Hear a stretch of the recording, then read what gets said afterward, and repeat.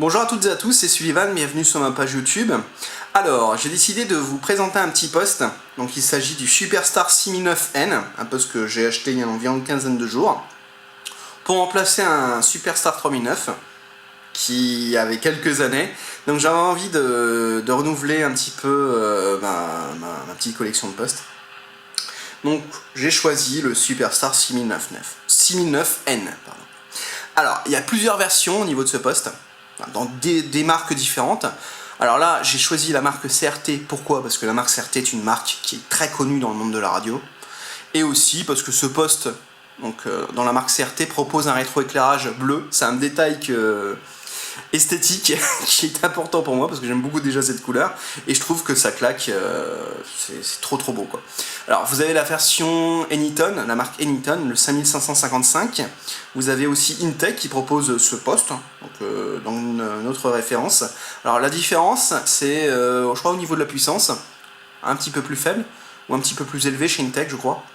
Et vous avez un rétroéclairage qui est d'ambre, ambre orangé. C'est très beau, mais j'avais ma préférence pour le rétroéclairage bleu.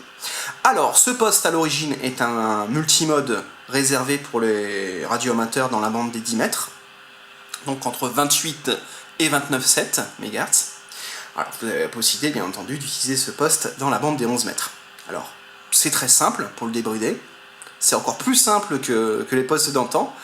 Alors, c'est une fonction cachée dans le poste que je vais vous montrer tout de suite. Alors, je pose mon appareil en photo. Alors, pour le débrider, il suffit d'appuyer sur le bouton fonction, sur le bouton EMG. Vous redémarrez le poste, vous l'éteignez, pardon. Vous l'allumez. Là, ici, vous avez sur l'affichage One Band. Vous mettez Two Band. Vous appuyez pendant quelques secondes sur le bouton fonction. Raise, Rend, vous éteignez, vous rallumez, et voilà, il est débridé sur la bande. Voilà, alors déjà j'ai coupé quelque chose, c'est le bip. C'est très très chiant, c'est super fort, surtout quand on fait de la radio la nuit. C'est pas génial. Donc il y a la possibilité de régler le volume du bip, ou soit le couper purement et simplement. Voilà. Alors, donc ce poste est plutôt sympa d'utilisation. Au niveau de la puissance, il sort environ une vingtaine, 20-25 watts, voire 30 watts selon les réglages. Moi je l'ai laissé d'origine. 20-25 watts en USB, une quarantaine de watts en FM et en AM une vingtaine de watts. Alors ce qui est bizarre, c'est que la puissance AM-FM devrait être équivalente, mais là il semblerait qu'il y a deux réglages différents pour la AM et la FM. Voilà. Alors au niveau des fonctions du poste, eh bien, comme d'habitude, vous avez un bouton. Alors c'est comme des boutons sur un Superstar 3009. Hein. C'est exactement pareil, ça n'a pas changé. Donc volume squelch, voilà. Vous avez l'écho, vous pouvez mettre en route. Enfin, moi je dis pas trop. C'était sympa il y a quelques années sur le 19. Alors ici, vous avez la possibilité de régler l'écho, hein, la tonalité de l'écho. Ici, c'est le RF gain. Il n'y a pas de mid-gain en façade, hein. C'est dommage. Ici, le RF power. Là, le bouton des bandes. Là, le bouton pour choisir le mode. Donc, PA, donc, c'est public adresse. Là, c'est double. La AM, FM, USB, LSB. Vous pouvez constater, j'ai un peu de QRM. Alors, ici, vous avez le bouton fonction. Je reviendrai ensuite sur ces différentes fonctionnalités. Le Roger Bip, qui est réglable aussi bien au niveau de la tonalité qu'au niveau de la longueur. Le filtre NBANL, la double veille, la fonction scan, décalage plus 10, les trous pour les puristes, la fonction TOS, la fonction EMG, qui vous fait revenir automatiquement sur le canal 9, et aussi vous avez des sous-menus. Vous pouvez éteindre le rétroéclairage, enfin la fréquence. Scan list, c'est les fonctions. Alors je vais pas trop regarder, hein, c'est pour différentes fonctions de scan. Vous avez le filtre iQt, ce qui est plutôt sympa quand on a un peu de QRM. Vous avez la possibilité de mettre en route la fonction TOT, voilà, elle est éteinte. SRF, possibilité de l'éteindre, voilà. Alors au niveau des différentes fonctions du poste. Alors, ce que j'aime pas trop au niveau de ce poste, c'est que vous appuyez quelques secondes sur le bouton fonction et vous revenez automatiquement par défaut sur la fréquence au bout de quelques secondes. C'est assez chiant, surtout quand on va faire des démonstrations. Alors, fonction, pendant quelques secondes. Alors ici, vous avez la possibilité de régler le mid-gain dans tous les modes, AM, FM, USB, LSB. La NO9, c'est le monitor. CSV, c'est, comme je vous ai dit tout à l'heure, c'était pour régler le bip, le volume du bip. Pour moi, je le mets... je l'éteins parce qu'il m'énerve, j'aime pas. BEV. BEV, qu'est-ce que c'est? C'est... je l'avais vu tout à l'heure, le BEV.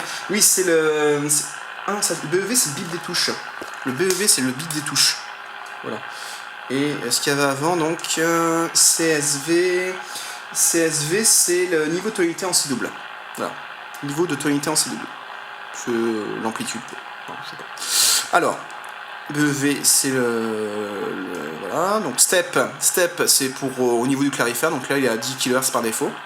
Clarifère, RT. Alors, le bouton clarifère, il y a la possibilité de... Voilà, arrêtez. Alors, le clarifère, il y a la possibilité de faire différentes façons, voilà, de le faire fonctionner. Soit on modifie la fréquence d'émission et la fréquence de réception en même temps quand on utilise le clarifère.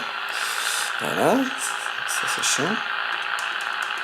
Soit on peut agir uniquement sur l'émission, ou uniquement en fine sur la réception. Donc là je vais le remettre par défaut. RT. Également, push step, c'est pour régler, parce que là on a la possibilité de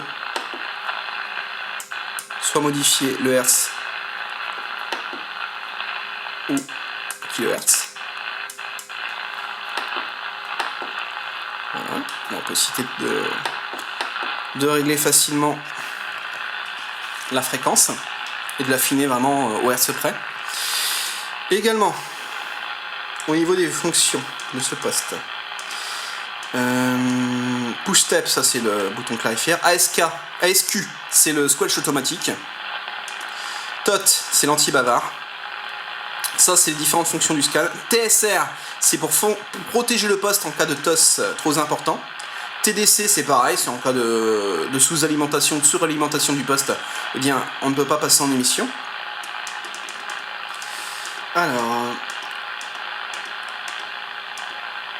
TLD, soit on peut afficher la fréquence, le TOS. Alors, je vais vous montrer. Voilà. Donc là, il n'y a que mon TOS qui apparaît. Voilà, directement. Ici.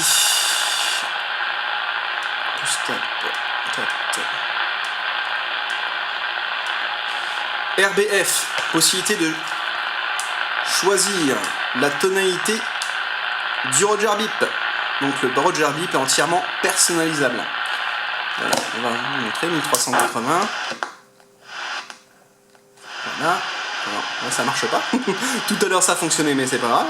Voilà, donc là c'est la tonalité du bip. Moi j'aime bien le mettre à 2400, hein. Ça me fait penser un peu à un bip de Super 139. La durée du bip, là je mets à 250 généralement. 250 millisecondes. CRF, ça c'est pour le morse. Voilà, le C double. La tonalité du morse également, en 1050. Et voilà, on vient directement par défaut au niveau des fonctions. Donc c'est plutôt sympa d'utilisation. C'est un poste qui est vraiment complet. Et qui est beau, qui est complet, qui est robuste. Hein, au niveau de, enfin, qui est robuste. C'est pas des composants à 2 francs 6 sous. Hein. Voilà, les boutons craquent pas. Enfin, en même temps, le poste il a 15 jours. Mais on sent que c'est assez solide. Et au niveau de la puissance du poste, bah, c'est très confortable, quoi. On va voir en FM. Voilà, je suis pratiquement à 30 watts. 30 watts en FM. USB. Là, je suis avec le micro d'origine, 25 watts. PM. J'approche les vingtaines de watts. Voilà. Donc je vous le conseille vivement. Ce poste-là, c'est une évolution du Superstar 3009 HPEF qu'on a connu d'antan, avec des nouveaux composants. Ça ressemble un petit peu à un RCI, également, au niveau des fonctions, pas au niveau du poste. Voilà. Alors, l'inconvénient de ce poste, il y en a un autre, à part le bip et les fonctions, le menu fonction qui est assez rapide quand on veut naviguer, c'est la prise de data, parce qu'on a la possibilité de régler via un logiciel les différentes fonctions du poste, et également au niveau de la plage, ce poste fonctionne entre 25 et 30 mégas, donc on a la possibilité de choisir la plage de fréquence directement en le programmant. Alors le petit inconvénient, c'est que la prise, au lieu qu'elle soit directement à l'arrière, il faut démonter le poste et rentrer une petite prise qui se relaie sur un ordinateur via une prise USB. Voilà. Il faut démonter le poste et c'est pas super génial, surtout pour les gens qui ne savent pas trop bricoler. Voilà. J'espère que cette vidéo vous a plu et je vous souhaite une bonne journée et très bientôt sur YouTube. Ciao!